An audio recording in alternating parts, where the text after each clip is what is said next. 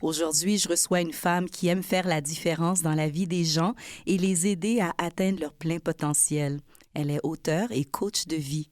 De formation universitaire, elle a d'abord travaillé comme infirmière, puis comme travailleuse sociale.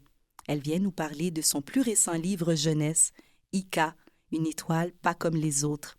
Un récit de l'univers Grand Mamadou, pensé comme une invitation à s'émerveiller, à réfléchir et à grandir, peu importe l'âge. Bonjour Anne-Marlène Delcy, je suis contente de te recevoir ici à Canal M.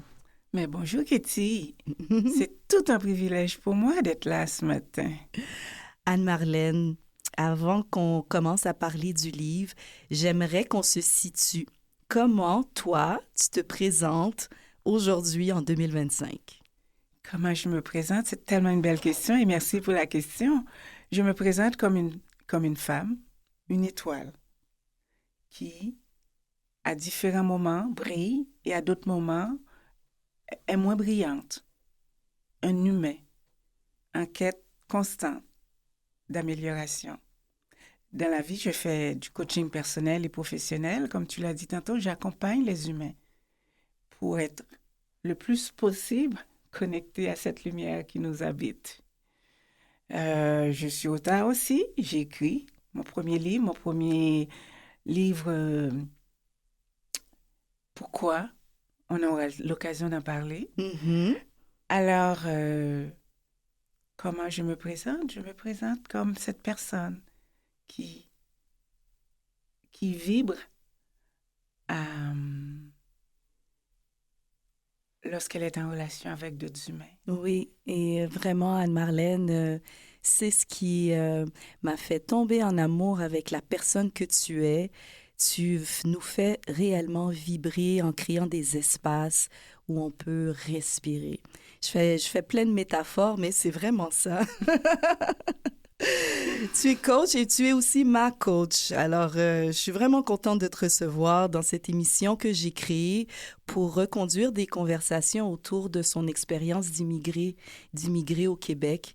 L'élément déclencheur, c'est vraiment les conversations que j'ai reconduites avec mon père, avec ma mère, mamie, papy, qui m'ont ouvert leur cœur puis qui m'ont raconté dans quelles circonstances ils ont décidé de quitter Haïti et de venir s'installer sur la rive sud de Montréal. Puis ça m'a franchement émue, touchée de juste les imaginer jeunes adultes. Ma mère avait 28 ans, mon père avait 32 ans, tout jeune, tout quitter et puis venir s'installer ici. Alors pour cette deuxième saison, j'avais envie de continuer à faire parler les gens de mon entourage qui viennent de partout, mais à travers le spectre de la littérature.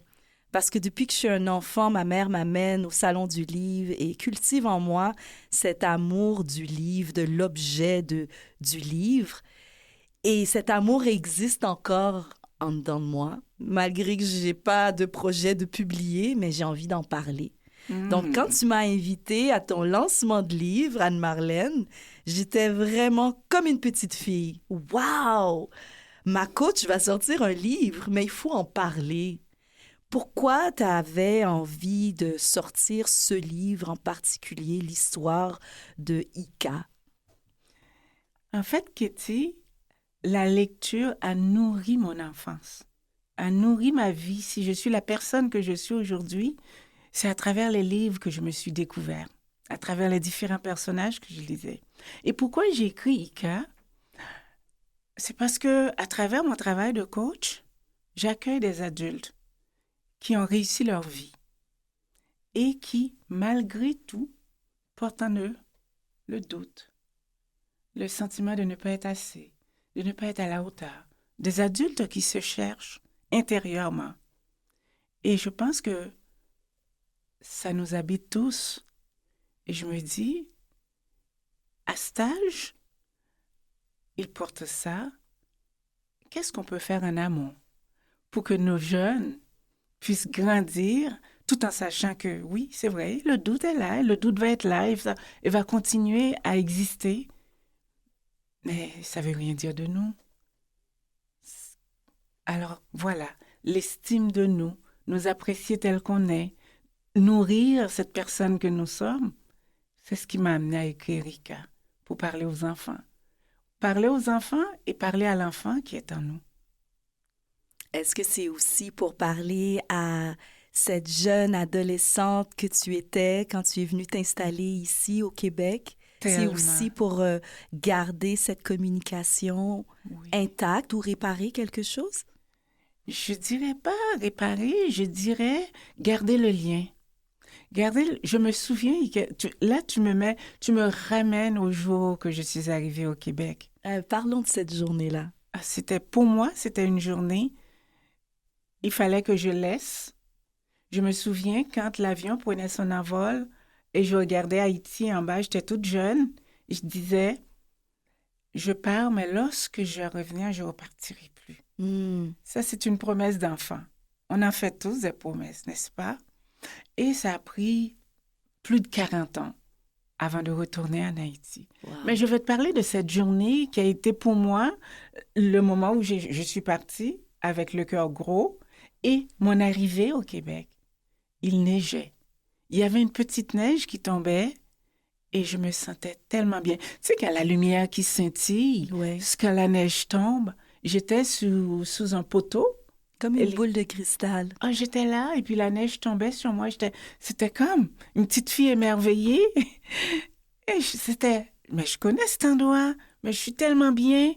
Et ça a été ça, mon histoire d'amour avec le Québec. Et t'avais quel âge? J'avais 13 ans à peu près. Wow. Et c'est encore cette histoire d'amour qui est là. Moi, j'adore la neige, j'adore le foie, j'adore tout de ce pays. Et des fois, je me dis, mais pourquoi? Mais c'est tout simplement ce premier contact qui a été tellement, pour moi, un moment de révélation. Et oui. Et aujourd'hui, comment ton lien avec Haïti et ton lien avec le Québec cohabitent ensemble dans ta vie, dans ton imaginaire? Oui, c'est tellement beau. Comment ce lien cohabite. Tu m'amènes à, quand j'étais en Haïti, comment j'aimais partir parce que j'étais pensionnaire. Après, j'avais beaucoup de livres, j'emmenais avec moi et je partais chez ma tante à la campagne au bord de la mer. Et je lisais beaucoup là dans cet espace. On ne me dérangeait pas et j'étais bien. Et le lien que je fais, c'est, depuis quelques années, l'île verte. Je ne sais pas si tu connais, c'est dans le bas du fleuve, dans le bas Saint-Laurent. OK. Je pars là, toute seule, une semaine. Et il y a la mer et moi, toute seule, la petite fille qui des fois a peur. Parce que des fois, une nuit, il y avait des orages. Et là, j'étais toute seule parce que le chalet est situé sur un rocher. Et c'est comme si j'étais sur un bateau. Et j'étais là, la petite fille était effrayée. J'étais là, la grande était là. Mais oui, ça va bien aller. Et tout ça. Oui, c'est ce lien de la nature, la mer. Lorsque j'ai besoin de m'évader, c'est là que je vais. Alors, il y a ce beau lien entre Haïti et Québec. Pour moi, tu viens de me donner l'image. J'avais pas fait le lien. Ça vient de se créer en ce moment. Est-ce que tu peux me présenter un petit peu plus Ika? Ika, qui est-elle? Pourquoi ne brille-t-elle pas comme les autres? C'est quoi son histoire à Ika? L'histoire d'Ika. Sans dévoiler le punch, bien sûr! Bien, tu as tout à fait raison. Ika est née lorsque j'ai vu arriver... Là, je suis grand-maman. Ça, c'est le cadeau de la vie. La vie nous fait des cadeaux. Moi, je pense que c'est un des plus beaux cadeaux que la vie m'a fait. Et quand j'ai vu ma première petite fille, Nelly, j'étais... Waouh! Quel beau cadeau! Ses yeux... se perdre dans le regard d'un enfant, c'est se perdre et se retrouver en même temps. Pour moi, c'est une boule d'amour. Et j'ai décidé de parler à cette boule d'amour-là pour rester connectée à cette... Parce que c'est ce qu'elle a fait. Elle m'a amenée à me connecter à moi. Ouais. Alors, de là, Ika est née.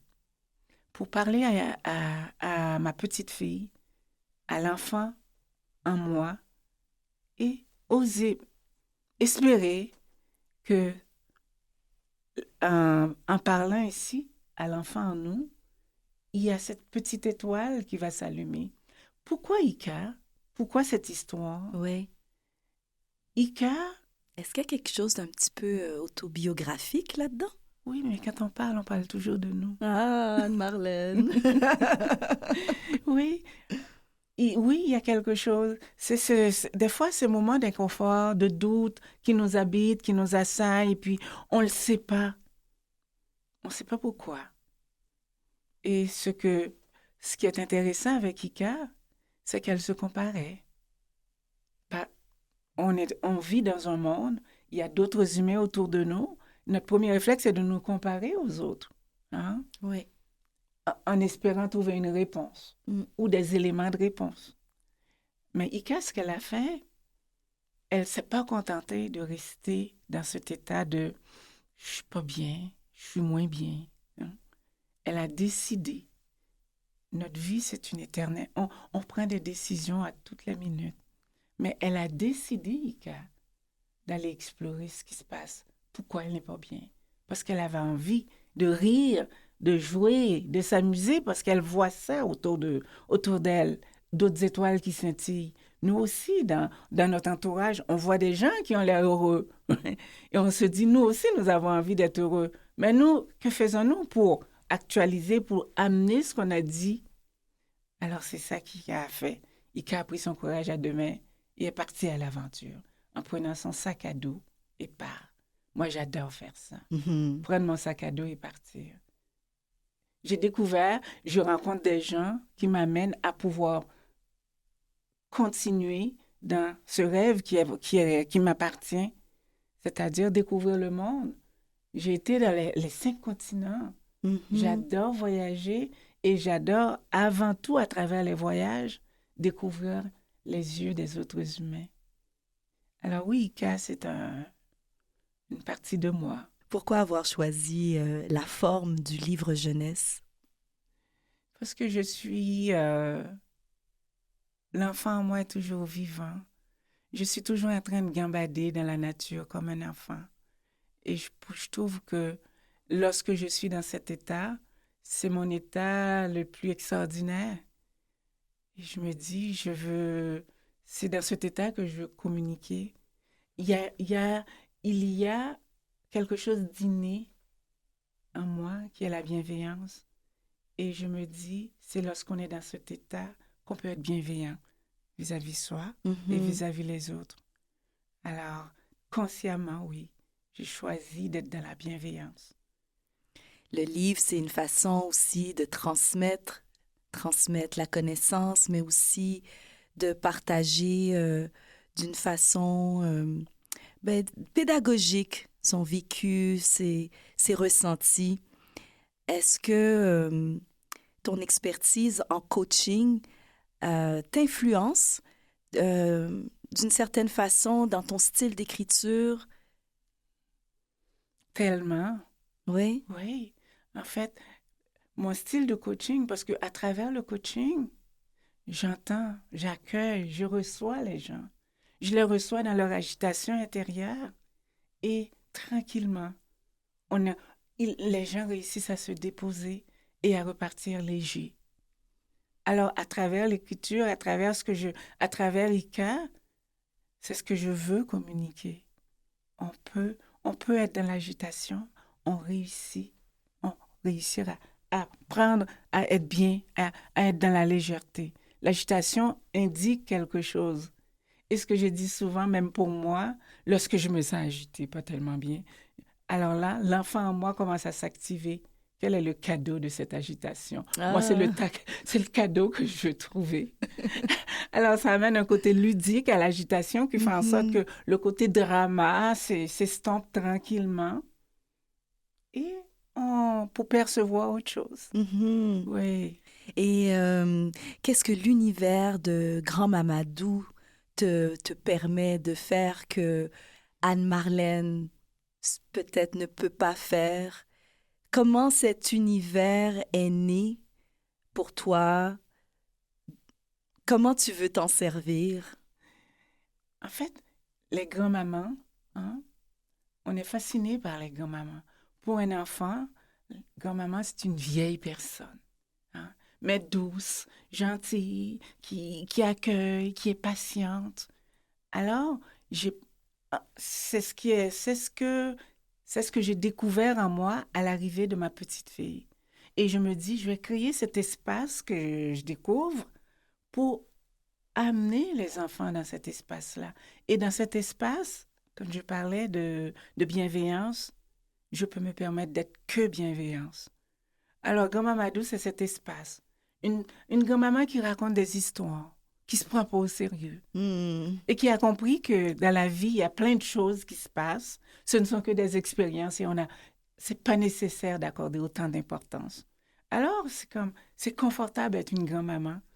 Et c'est confortable d'être grand-mamadou. Et grand-mamadou a plein d'histoires à raconter. Et elle commence par celle-là. Et il y en a plein d'autres qui vont arriver. C'est un espace où c'est pas si important et en même temps c'est important. J'aime ce que tu dis, que c'est confortable d'être une grand-maman. Oui, c'est oui. comme une belle saison dans la vie. Oui, tellement, tellement. Et lorsque je suis avec mes petites filles, comment je les laisse être qui elles sont. Et on a nos rituels, nos habitudes, les choses qu'on fait ensemble. Et ma petite fille de me rappeler, grand-maman, il nous reste une chose à faire avant de partir. OK. Tu sais, les grands-mamans peuvent oublier. Puis c'est correct. Et là, elle me dit, je lui demande, mais qu'est-ce qu'on n'a pas encore fait? Grand-maman, on n'a pas joué. Ouais, c'est vrai. Et là, grand-maman se met à jouer. Et j'adore, je ris, je rigole, je roule par terre. Oui, c'est aussi ça une grand-maman. On est moins coincé dans nos rôles de parents. On peut être nous-mêmes. Oui, c'est moins urgent. On est moins dans l'urgence. Oui, tout peut attendre. Mm. Le moment qui est là avec l'autre, être présent véritablement. Il y a quelque chose d'apaisant en t'écoutant. Moi qui a dépassé le mi-temps de ma vie, je pense que tu te souviens de cette émotion où on sent que le temps nous échappe. Et là, je t'écoute parler, puis tu es en plein milieu du temps.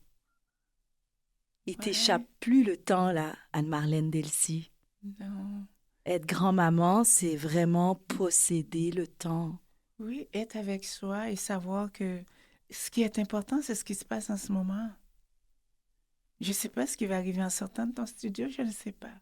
Mais ce que je sais, c'est qu'en ce moment, je passe un super de beau moment avec toi, à partager quelque chose d'agréable, à parler, à causer, à partager avec toi. Oui. C'est tout. Et mon intention n'est pas... Il n'y a pas d'autres intentions, sinon que de causer avec toi, de partager, de t'écouter et de rebondir sur ce que tu dis. Il y a des choses que tu as dites que probablement sur lesquelles je devrais peut-être rebondir, mais être grand-maman, on n'est plus dans le « devrait ». On est juste dans être. En tout cas, pour moi, c'est ça. Et c'est le beau cadeau de la vie d'arriver là et de continuer, d'avancer. Et c'est vraiment un cadeau de vie parce qu'il faut vivre pour se rendre jusque-là. Le livre est co-signé avec Sarah Fatmi. Comment vous avez travaillé ensemble pour réaliser ce bel objet? Sarah est une perle. Lorsque j'ai rencontré Sarah, on s'est vu via Zoom, parce que Sarah vit maintenant en France. J'ai senti qu'il y a un beau côté humain, parce que Sarah est faite de mélange. Et je pense que la vie, on est faite de mélange de tout. Sarah, ses parents viennent, je pense que du Maroc, et elle vit en France. Et j'ai senti qu'il y avait une mixité qui était intéressante, qu'elle pourrait faire ressortir à travers Ika. Et tout ce que j'ai fait avec Sarah, c'est rien. Je l'ai laissée exister pour qui elle est. Et je lui ai dit, éclate-toi. Tu as lu le livre? Le livre t'inspire? Oui, fais ressortir ce qui est là pour toi. C'est toi crée l'image qui est là pour toi. Et c'est ce qu'elle a fait. Elle a créé quelque chose de lumineux, d'extraordinaire. Vraiment. Oui. Une belle co-création. Ouais. Là, mes doigts se déplacent sur mon clavier parce que c'est le temps de la lecture. Wow! Un des moments que je chéris en ayant créé cette émission, c'est vraiment de pouvoir ensemble faire la lecture. J'aime beaucoup lire, tu sais, Anne-Marlène, et je me suis dit, tiens, je vais me régaler avec ce projet. Je vais faire de la lecture de Ika, une étoile pas comme les autres. Ika est une petite étoile qui vivait dans une galaxie. Lorsqu'elle observait les milliers d'autres étoiles, elle les trouvait brillantes et souriantes. Leur lumière était dorée comme une belle flamme jaune. Lorsqu'Ika se comparait à elle, elle constatait qu'elle était toute pâle, sans éclat et incapable de sourire. Elle se questionnait sur sa différence et ça la rendait toute triste. Mais Ika était également une petite étoile très courageuse. Elle était déterminée à trouver comment faire pour rire, briller et rayonner elle aussi. Un soir, elle contemplait la terre en dessous et elle regardait ces lumières au loin qui lui paraissaient féeriques. Ika se demanda si j'allais sur cette planète si attirante, est-ce que je pourrais briller à mon tour? Comment est-ce que je vais y arriver? Elle n'avait pas de réponse. Elle rêvait d'aventure et se dit tout excitée, je vais partir explorer la Terre. C'est ça. Elle annonça aux autres étoiles sa décision d'aller à l'aventure pour découvrir comment rire, briller et éclater de joie. Les autres étoiles admirèrent son audace, curieuses de voir si elle réussirait son voyage et ce qu'elle découvrirait. C'est ainsi qu'elle glissa doucement le long du ciel vers la terre. Et une fois arrivée sur terre, Ika aperçut une jolie chose qui volait en agitant ses ailes multicolores.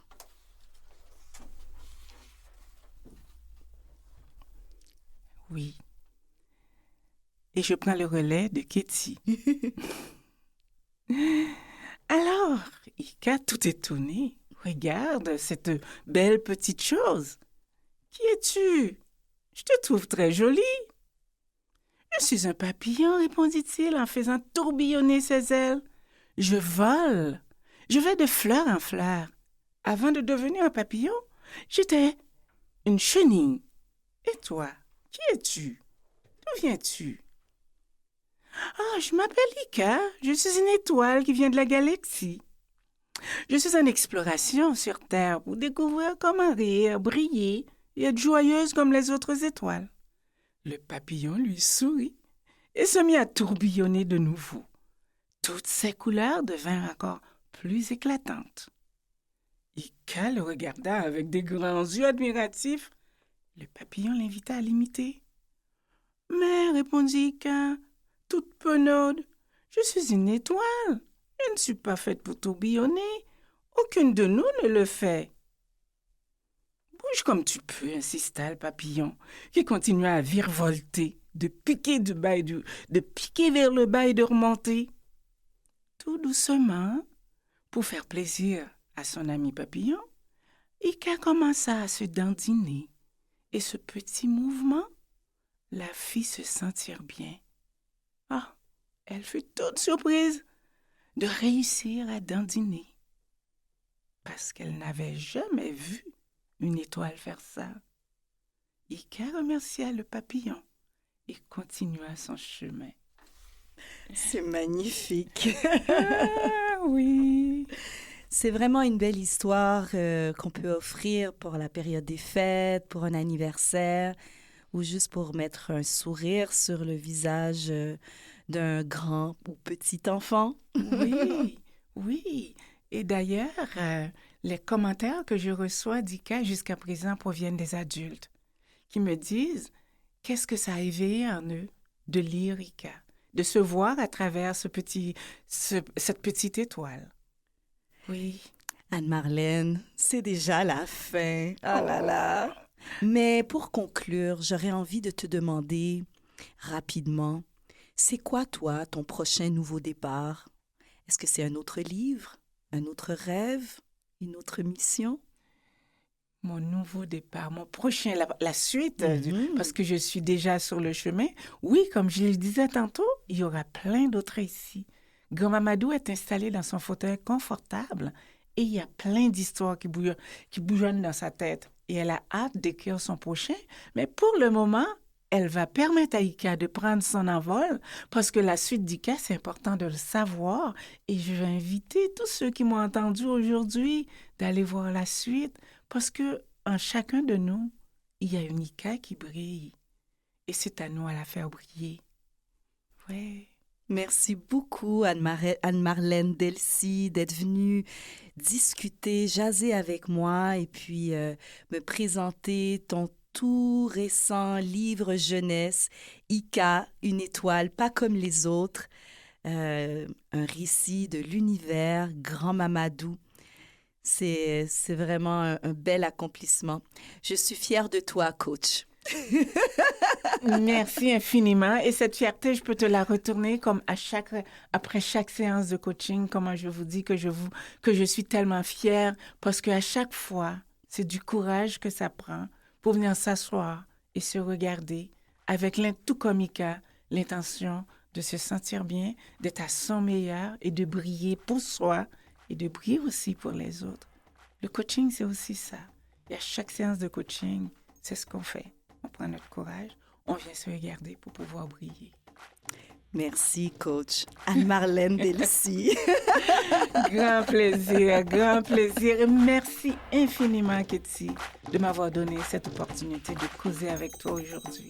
Aujourd'hui, nous avons le grand plaisir de recevoir une artiste aux multiples facettes, chanteuse, pianiste, compositrice et désormais autrice jeunesse. Originaire de la Guadeloupe, elle vit à Montréal depuis le début des années 2000. On la connaît pour son style de musique high soul, totalement unique et ses succès avec les groupes Snarky Puppy et Bocante. Cette auteure, compositrice, interprète et aussi mon amie nous fait l'honneur de sa présence pour parler de son tout premier livre jeunesse, Ntangu, publié aux éditions Fonfon.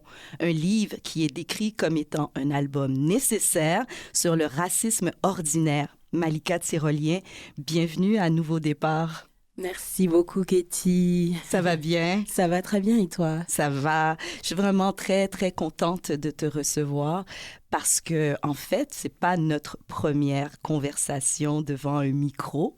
On l'a souvent fait à cause de ton chapeau d'auteur, compositrice, interprète. Et cette fois-ci, je suis ravie qu'on parle de ton tout premier livre jeunesse, Ntangu. Qu'est-ce qui t'a donné envie de faire ce nouveau départ vers la littérature jeunesse? Alors, je ne sais pas si c'est un nouveau départ ou plus peut-être une corde de plus à mon arc. Mais en fait, c'est vraiment une espèce d'aventure qui m'a été proposée plus qu'autre chose. C'est même pas moi qui en ai eu l'idée à la base. Pendant le confinement, mon album Higher est sorti vraiment en plein pendant la pandémie. Et donc, il n'y avait pas beaucoup de spectacles live à faire à ce moment-là. Mais pour pouvoir continuer la promotion de l'album, j'avais lancé comme une espèce de conversation avec des activistes un peu panafricain pour pouvoir comme entamer des discussions et voir qu'est-ce qui pouvait être fait pour améliorer la condition des Africains et des descendants d'Africains à travers le monde. Et ça s'appelait Rising Conversations. Et à cette occasion, j'avais eu l'honneur de parler à Kémy Séba ainsi qu'au petit-fils de Marcus Garvey. Donc, j'ai quelqu'un il y a beaucoup de gens qui ont vu ces entrevues qui sont encore sur YouTube et justement, Fonfon m'a contactée après être tombée sur une de ces entrevues parce qu'ils ont trouvé que c'était vraiment important comme discussion, ce dont on parlait. Et il y a beaucoup de choses au Québec dont plusieurs Québécois ne se rendaient pas compte. Donc, il y a le racisme ordinaire, c'est ça, c'est que des fois, ce sont des choses établies dont on n'a même pas conscience parce que c'est juste comme ça, on a appris comme ça et on ne voit pas le mal nécessairement derrière. Donc, elle a été vraiment touchée par ces conversations et elle m'a contactée pour voir si elle pouvait faire quelque chose à son niveau. Et elle travaille dans justement les éditions jeunesse. Donc, elle se demandait ce qu'elle pouvait faire. Puis, on en est venu à cette conclusion de « Ah ben, peut-être que je pourrais écrire un livre. » Alors, au début, j'étais un peu surprise parce que ça m'était jamais venu à l'idée d'écrire un livre. Mais finalement, c'est très proche en termes de storytelling du fait d'écrire des chansons. Et je me suis rendu compte que j'avais vraiment énormément apprécié cette expérience. Donc, j'ai commencé à écrire et à envoyer un peu l'histoire et les pages et les choses. Et Fonfon a été extrêmement merveilleux. Et donc, pour pouvoir me faire confiance dans cette aventure-là en tant que première expérience en tant qu'autrice. Et ça a donné ce livre, Ntangu, qui, au final, a été nommé pour 2 prix, dont le prix Méliès et le prix des librairies du Québec. Donc, wow, félicitations. Vraiment une très, très grande fierté. Mais il y a de quoi être fier. Quel beau cadeau de ta vie, d'autant plus que tu me confies que c'est même pas un truc auquel tu avais pensé pour toi-même. Non. Et te connaissant, c'est tellement naturel. Il me semble que ça aurait dû venir de toi. En fait, la musique a tellement été toujours présente et toujours forte que je me suis toujours concentrée dessus. Et je sais que ado, j'aimais vraiment écrire. Je me souviens même que pendant mes classes, mes professeurs de français me disaient que j'avais quelque chose, que j'avais un talent pour l'écriture. Mais j'ai toujours redirigé ce talent-là musicalement et oui. Je me suis jamais posé la question, est-ce que j'aimerais écrire un livre un jour? Et c'est la vie qui m'a amené cette expérience et vraiment tellement reconnaissante pour Fonfon et aussi pour le fait d'avoir eu le courage d'essayer. C'est vraiment excitant de comprendre d'où a émergé l'idée. Mais parle-moi un petit peu de Ntandu. C'est quoi son histoire? De quoi il s'agit? Et d'ailleurs, qu'est-ce que ça veut dire, Ntangu? Alors, Ntangu, c'est du Kikongo pour soleil. Et c'est vraiment une histoire qui m'a été inspirée par ma fille et son expérience au Québec. Et donc, je voulais vraiment interpeller la jeunesse, vu que ce sont des choses qui sont inspirées des expériences de ma fille quand elle était plus jeune.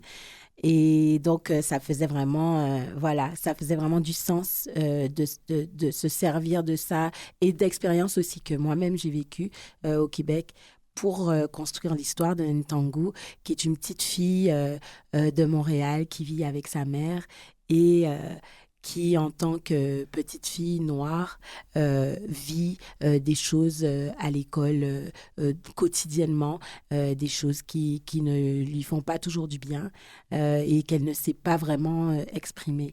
Donc, c'était un peu un moyen de pouvoir donner une voix à toutes ces petites filles et ces petits garçons, ces jeunes Québécois qui ne sont pas toujours considérés comme tels.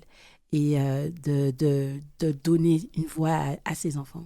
J'ai une image de ta fille parce que oui, on se connaît, donc je connais ta fille. Et ça me fait déjà rigoler. Quel est le ton du livre? Est-ce que c'est aussi rigolo que ta fille ou c'est plus sérieux? Non, ma fille, non, c'est très, très dur de pouvoir être aussi rigolo que... Ma fille, elle est vraiment, vraiment très comique. Elle a un très beau talent. Un beau personnage. Ah oui, c'est vraiment un beau personnage. Mais je pense que le ton est quand même un petit peu plus sérieux dans le livre. Plus sérieux que comique. Pourquoi en fait, tu m'as expliqué, tu as eu envie de parler de ce que ta fille vivait, donc forcément des micro-agressions, Voilà. du racisme ordinaire et tout ça à travers le langage, le paradigme d'un enfant. Exactement. Donc vraiment, j'avais envie de parler de ce qu'elle a vécu au Québec, donc les micro-agressions, le racisme ordinaire, comme tu disais, et tout ça à travers les yeux d'un enfant pour que le ton soit compris par les enfants aussi, par la jeunesse. Mais parce que ça a j'estime dû être un défi, ça. c'est un très gros défi. Parce que la saison de notre enfance, bon, il y en a pour qui c'est tout proche dans leur cœur, mais en réalité, ça fait quand même des années. C'était vraiment un bel exercice de pouvoir s'exprimer de manière claire, exprimer des idées de manière claire, mais à travers les yeux d'un enfant qui pourra comprendre ces expériences-là et comprendre le ton, comprendre le vocabulaire qui est utilisé. Donc, c'était vraiment un beau défi et vraiment une très belle expérience que j'ai vécue justement avec Fonfon, pour pouvoir faire toute cette aventure-là pour le livre. Et oui, je suis quand même très, très contente du résultat parce que j'ai eu l'occasion de faire pas mal d'animations dans les écoles et de présenter le livre à plusieurs enfants et ils sont toujours intéressés et pleins de questions. Il y en a beaucoup qui réalisent aussi des fois qu'ils commettent ces micro-agressions qui sont un peu décrites dans le livre. Et souvent aussi, il y avait des professeurs eux-mêmes qui se rendaient compte qu'eux-mêmes aussi commettaient ce genre de micro-agressions. Donc, je pense que c'est vraiment un livre qui est important dans ce sens-là parce que ça permet de voir des choses qui peuvent parfois paraître anodines, mais qui peuvent faire souffrir au quotidien. Fait qu'un bel outil pédagogique en quelque sorte. Exactement. Tu sais, tu le sais, hein, j'ai co-animé 2 saisons de la web-série qui s'est retrouvée à Radio-Canada, Pas te mentir, où on déconstruit des sujets comme ça, là, sensibles, des billets, des micro-agressions ordinaires. Et pour le faire, oui, on y a été de notre vécu, de nos expériences, mais on s'est aussi fait accompagner de spécialistes, de sommités sur chaque sujet. Est-ce que tu as plutôt préféré te faire confiance ou comme nous, tu t'es fait accompagner ou tu as fait une relecture avec, je sais pas moi, des pédagogues qui sont plus concentrés sur la petite enfance ou vraiment tu as fait confiance à ton vécu, ton instinct. Tu es quand même une maman, tu es une professionnelle de la communication. Donc, je dirais pas, mais moi, je dirais. Ouais.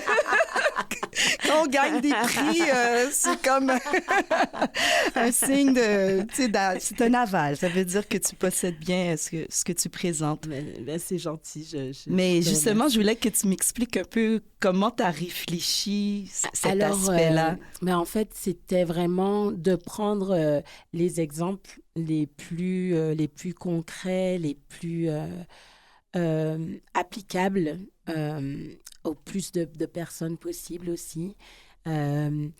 Donc, tout ce qui concerne les commentaires sur les cheveux, des fois beaucoup les stéréotypes que les gens ont, de prendre toutes ces choses qu'on vit et de vraiment les expliquer, de les mettre dans des contextes. Tout ce que toi, tu as vécu aussi. Tout ce que moi, j'ai vécu aussi, que ma fille a vécu, et de le mettre dans un contexte scolaire afin que les enfants eux-mêmes puissent voir à quel moment ça se présente. Et en fait, c'est vraiment en écrivant le livre, parfois avec les relectures, mais qui se faisaient vraiment in-house, si on peut dire, avec Fonfon. Il pouvait dire, ce terme-là, il va être peut-être un peu trop technique pour un livre qui est vraiment consacré aux enfants de 6-7 ans à 11 ans. Parce que c'est quand même leur spécialité, voilà. C'est leur créneau. Ouais. C'est ça, c'est leur créneau des livres jeunesse. Donc, il pouvait me dire, ça, par exemple, ce mot-là, faudrait que tu le remplaces parce qu'il ne sera peut-être pas compris par un enfant de cet âge-là. Est-ce que tu as consulté ta fille? Parce que tu parles aussi des gens qui veulent toucher ses cheveux, qui font des commentaires sur sa peau. Est-ce que c'est des piqûres? Ce sont des choses que la petite Malika, elle a vécues. Je l'ai consulté, mais vraiment beaucoup plus tardivement dans le processus. Le livre était déjà fini, un peu pour avoir son avis et vraiment sa direction finale avant vraiment de finaliser le livre. Mais c'était vraiment déjà beaucoup plus tard. L'histoire était déjà construite et on avait déjà les images, on avait déjà les choses. Donc, des images d'ailleurs qui ont été faites par Kiara Thompson, une jeune illustratrice vraiment très talentueuse. Et les images sont magnifiques. Les images sont tellement magnifiques. À chaque page, on pourrait en faire une affiche. C'est vrai. Elle a fait un excellent travail qui était vraiment parfaitement, comment dire, en lien avec l'histoire. Et donc, vraiment encore une autre très belle découverte de travailler avec elle. Mais donc, vraiment, c'était plus des relectures, des réécritures. Donc, elle me venait avec un commentaire et moi, je devais trouver un moyen peut-être choisir un autre mot, choisir une autre tournure de phrase, peut-être couper telle ou telle partie pour que ce soit plus concis en pensant au fait qu'il y aura les images et que le texte ne doit pas prendre trop de place parfois. Faut pas, c'est un livre pour enfants, il ne peut pas faire 50 pages. Donc, et comment vous vous êtes trouvés? Comment vous vous êtes trouvés? Franchement, j'ai trouvé que le processus avait été extrêmement fluide, comme si vraiment... En fait, mais avec l'illustratrice, toi et l'illustratrice Kiara Thompson, comment vous vous êtes trouvés? Je pense qu'on a fait des recherches sur les illustrateurs. Je pense qu'il y avait un illustrateur en particulier que Fonfon et moi, on aimait vraiment. Moi, j'avais vraiment... suggérer qu'on puisse prendre une illustratrice noire qui pourra vraiment comme nous peindre avec plus de justesse, si on veut. Et donc, ils avaient proposé un illustrateur, je ne me rappelle plus de son nom, mais qui faisait des dessins incroyables. Malheureusement, il n'était pas disponible pour le livre. Et donc, on a choisi de faire confiance à cette jeune illustratrice, vraiment très jeune, qui est incroyable. Et on n'a pas regretté du tout. Ah, c'est un bon match. Malika, t'es partie de Guadeloupe pour t'installer à Montréal. Tu te définis comme une nomade. Est-ce que Montréal est devenu ta maison ou est-ce que tu as toujours la bougeotte? Un peu des deux. Je pense que un peu comme le fait que je sois extro et intro, extra et intro, c'est la même chose. Je suis nomade, mais une fois que je suis chez moi, je suis très casanière aussi. Donc, c'est vraiment selon les moments et selon les besoins. Donc, oui, je me sens parfois à la maison et je sens que j'ai aussi la bougeotte. D'ailleurs, je viens tout juste de revenir de voyage parce que j'étais partie pendant un long moment. Et là, je viens tout juste de retoucher Montréal hier soir. Juste à temps pour une tempête. Juste à temps pour une belle tempête. Malika, à chaque épisode, pour cette deuxième saison, je me régale, c'est le mot que j'utilise. Je demande à mes invités qu'on fasse la lecture. Je trouve que c'est une belle façon d'honorer les mots et ce que vous nous proposez. Il faut en faire l'expérience. Il faut mettre les mots dans la bouche. Est-ce que tu es d'accord de faire la lecture avec moi? Oui, mais j'imagine qu'on n'aura pas énormément de temps, mais moi, ça me ferait plaisir de lire tout le livre, mais je pense qu'on va devoir lire seulement un extrait. On va lire un extrait. On va lire un extrait. Fait que je te laisse commencer. Parfait. On va lire le début, comme ça, peut-être que les gens vont vouloir lire la suite. Et C'est clair, on va créer des besoins. Ça marche, ça marche. Alors, on va commencer avec la lecture de Ntangu. Je m'appelle Ntangu, j'ai 10 ans et je suis en 5e année. Je vis avec ma mère dans un appartement de Montréal, la ville où je suis née. À l'école, mes camarades m'appellent Talgou ou Hey le tambour pour rigoler, mais ça ne me fait pas rire du tout. Chaque matin de semaine, ma mère vient me réveiller au moins 3 fois car j'ai du mal à quitter mon lit. Quand finalement j'arrive à me délivrer de mes draps chauds, j'emmène ma figure froissée à la salle de bain et je prends ma douche. J'enfile ensuite mon uniforme trop moche et je range mes cheveux crépus, épais et épris de liberté dans le seul élastique qui ne sera pas cassé durant le processus. Souvent, mes cheveux sont une source de moquerie. Mes camarades les comparent à des brocolis ou à des choux-fleurs, parfois même à des explosions. Ils veulent aussi les toucher et ça me dérange, car ça abîme les coiffures que j'ai eu tant de mal à faire. Oui, ça donne le goût de continuer. J'ai envie de tourner la page. Et avec les dessins, c'est tellement... Mais là, je vois toutes ces coiffures. Ah, c'est magnifique. Malika, dans l'histoire, c'est la solidarité de... Ben, on va pas dévoiler le punch, Ah là. oui, Mais quand on même, peut la donner une solidarité, petite c'est idée. super important. As-tu, toi, eu une telle amie dans ta vie? Oui, j'ai des amis vraiment des très vieux amis, des amitiés vraiment qui durent. Donc, il n'y en a pas beaucoup, mais celles qui sont là, elles durent pour toujours et ce sont vraiment des gens qui m'ont toujours épaulée, qui m'ont toujours encouragée, qui sont là même pour me défendre en cas de besoin. Donc, ça, c'est avoir des vrais amis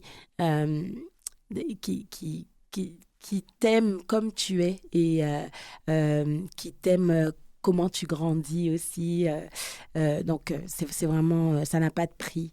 Et je voulais vraiment qu'elle ait une amie comme ça, Ntangu, dans le livre. Et donc, ça parle des microagressions, ça parle un peu du racisme, justement, ordinaire, comme on disait, mais ça parle aussi de l'amitié. Racisme ordinaire, c'est un racisme systémique. Un racisme systémique et surtout un racisme dont les manifestations se présentent tous les jours, à travers des remarques, à travers des actes, à travers des pensées. C'est pour ça que le mot ordinaire est si important. Exactement. Mais c'est pas seulement ça, ça parle également d'amitié, du pouvoir de l'amitié, du pouvoir transformateur de l'amitié, parce que des fois, on a des choses qui nous pèsent et d'autres personnes, c'est d'autres personnes de par leur être, leur lumière qui nous donne le courage de changer les choses qui nous dérangent. C'est vrai. Donc, c'est ça.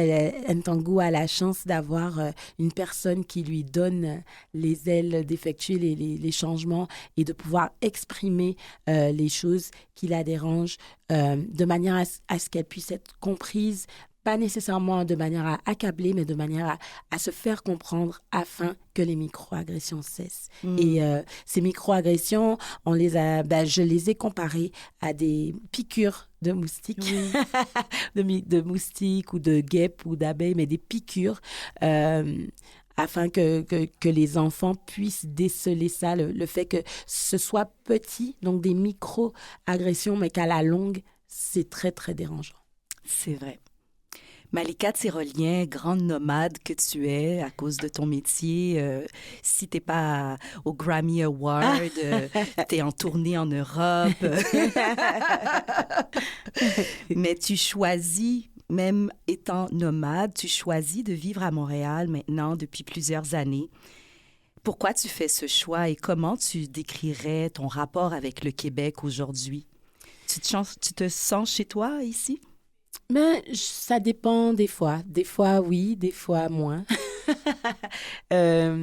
Mais j'avoue que dès le début, je suis tombée amoureuse du Québec dès la première fois. J'étais venue en vacances quand j'avais 15 ans. Et j'étais venue en été, je tiens à le souligner. Et j'avais vu... Non, mais ça, c'est rafraîchissant à entendre parce que je pense depuis 2 saisons, tout le monde est arrivé l'hiver, moi y compris. Ah oui, non, moi j'étais venue en été et j'avais assisté justement aux nombreux festivals et j'avais trouvé cet endroit merveilleux. Surtout les gens aussi, la manière de parler des gens, le fait qu'ils soient si... ils aient l'air si en paix. J'ai vraiment beaucoup apprécié le Québec et en m'y installant quelques années après pour étudier et en y restant après avoir eu ma fille et tout, oui, j'ai considéré que ça pouvait être un beau chez moi, sauf qu'il y a aussi des choses qui parfois font en sorte que je me sens un peu moins chez moi. Donc, il y a des choses qui t'irritent. Voilà, il y a des choses qui sont irritantes parfois. Ah oui, comme quoi? Mais même par exemple musicalement, l'industrie du Québec n'est pas toujours aussi ouverte qu'on pourrait penser. Et c'est un peu dommage parfois de ne pas donner plus de visibilité à tous les Québécois et de toute la musique, parce que le Québec est riche justement grâce aux multicultures et grâce à tous les gens qui viennent de partout, qui enrichissent cette province plus qu'autre chose. Et je pense que cette richesse pourrait se faire sentir musicalement également. Et que vraiment, en fait, la richesse est toujours dans la diversité. Donc, je trouve que des fois, c'est un peu dommage. Mais d'autres fois, en fait, c'est comme ça partout. Il y aura toujours des avantages et des inconvénients. Et c'est ça, la vie, c'est des flots, c'est des vagues. Donc, parfois, voilà, ça monte et parfois, ça descend. Donc, des fois... on se sent bien et d'autres fois, on se sent un peu moins bien. Ah, je t'entends. Et surtout que tu es une excellente ambassadrice et de la Guadeloupe et du Québec et de la francophonie et des talents afrodescendants. Et c'est tellement intersectionnel que c'est sûr qu'on veut aussi pouvoir bien rayonner là où on a choisi de résider, vivre entre plusieurs cultures, plusieurs langues, plusieurs identités. Comment, toi, ça nourrit ta création artistique, que ce soit en musique et maintenant en littérature? C'est sûr que ça nourrit de manière exceptionnelle. En fait, tout ce qu'on vit nourrit l'art. Toutes nos expériences, bonnes ou mauvaises, nourrissent notre art.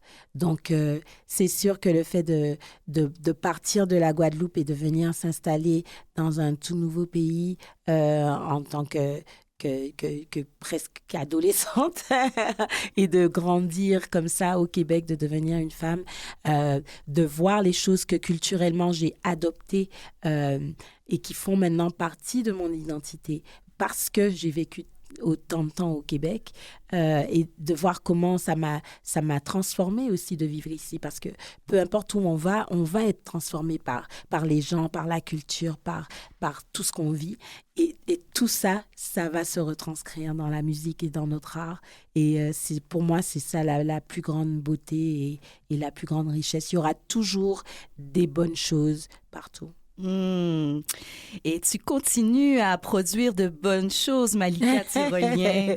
En conclusion, il reste comme 1 minute et demie. Est-ce que tu peux me parler un peu de ton nouveau projet, Jiminy Crab? Oui. Votre premier EP est sorti en novembre 2025. Là, c'est tout chaud. Exactement, c'est tout chaud. Donc, un tout nouveau projet en duo avec Cor de Nash, un Montréalais. Donc, on vient justement de revenir de tournée en Europe et on travaille sur de la nouvelle musique, mais en attendant un album qui est sorti l'an dernier et que on vous exhorte à écouter, qui s'appelle Gen Violence. Et vraiment, on est très fiers de ce projet et on vous promet de la nouvelle musique très bientôt. Donc, vous pouvez nous suivre sur les réseaux Jiminy Crab, ou vous pouvez me suivre, Malika Tyrolien, avec mes anciens projets, ou Bokanté également. Mais surtout, vous pouvez aussi lire Ntango des éditions Fonfon qui se trouvent dans toutes les librairies du Québec. Malika Tyrolien, quelle est ta grande mission de vie à toi? Ma grande mission de vie, je dirais que c'est réussir à voir le monde comme moi-même. Genre, vraiment de réussir à atteindre un, un niveau de compréhension et d'amour où je peux voir l'autre comme moi-même et le traiter comme moi j'aimerais être traité. Ah, c'était vraiment une belle conversation. Merci, mon amie. Merci à toi. Malika Tyrolien.